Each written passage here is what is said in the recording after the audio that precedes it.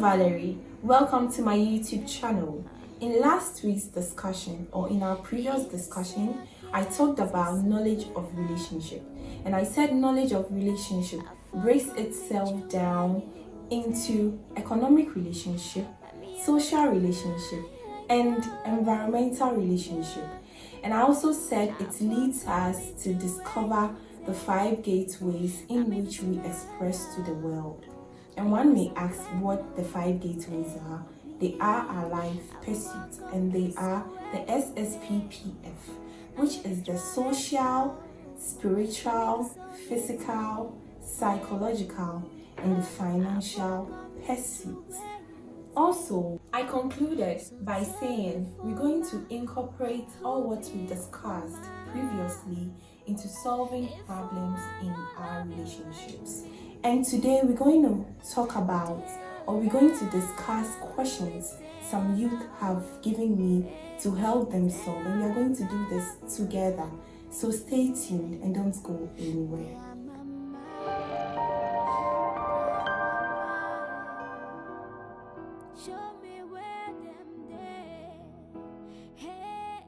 In today's episode, we will be discussing or answering questions the youth have asked me on my social media platforms. Basically, today's episode is the questions and answers section.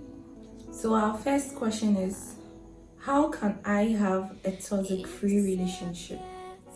Well, this question is really hard to answer, but I know I can. So, there is nothing called a toxic-free relationship. You know what you were signing up for when you were going into the relationship. So, in our previous discussion, I talked about knowing who and what you are in your gender, persona, and senses.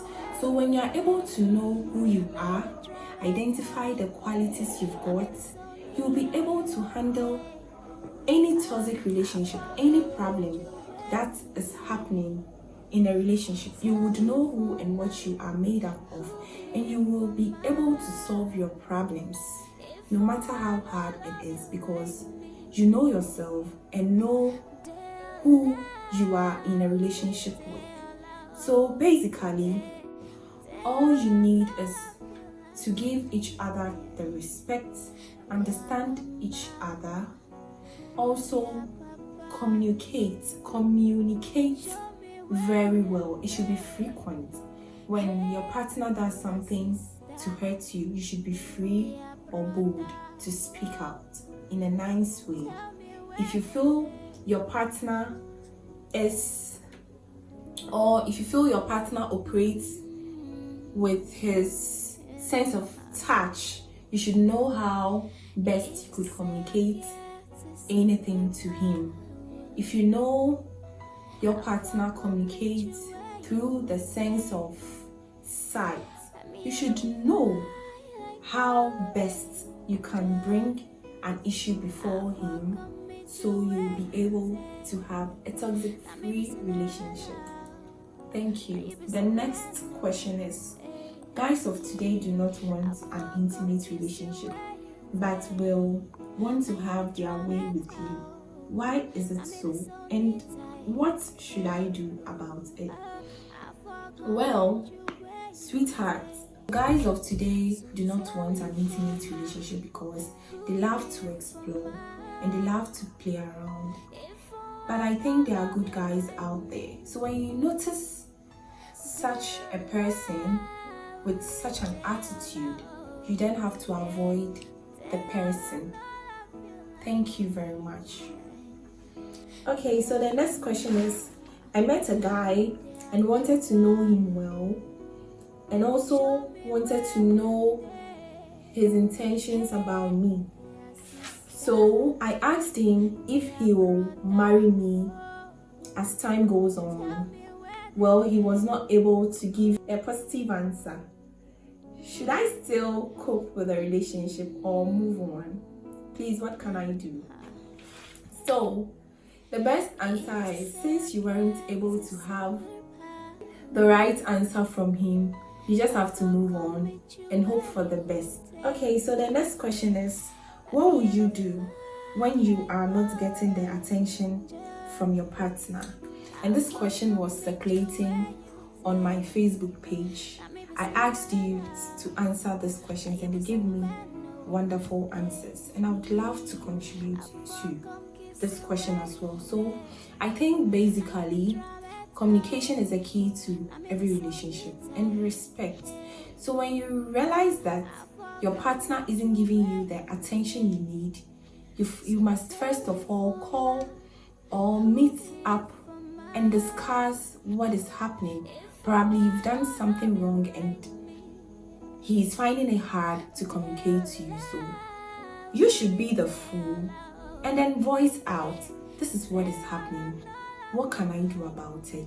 Why are you not minding me? And probably he's going to tell you whatever the issue is. Probably it could be personal as well.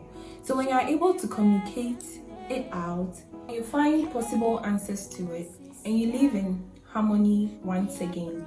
But if you think you keep doing it and you don't get answers and the person keeps behaving that way, as in you're still not getting the attention from him, you then have to advise yourself and move on with your life. Thank you. So our last question is, I would like to voice out my relationship issues with my mom. Do you think it's advisable? Well, I think it's advisable because your mom has also been through what you are going through. She's got experience. So I think she's the best person you could voice out to whenever you have a relationship issue. She could give you possible answers to help you have a harmonious relationship. We have come to the end of today's discussion. Please don't forget to subscribe to my YouTube channel. Don't forget to like it. Don't forget to comment. And follow me on my Instagram page at Seiram_Wall and my Facebook at Valerie Seiram Rolani. And please subscribe to my channel. Thank you.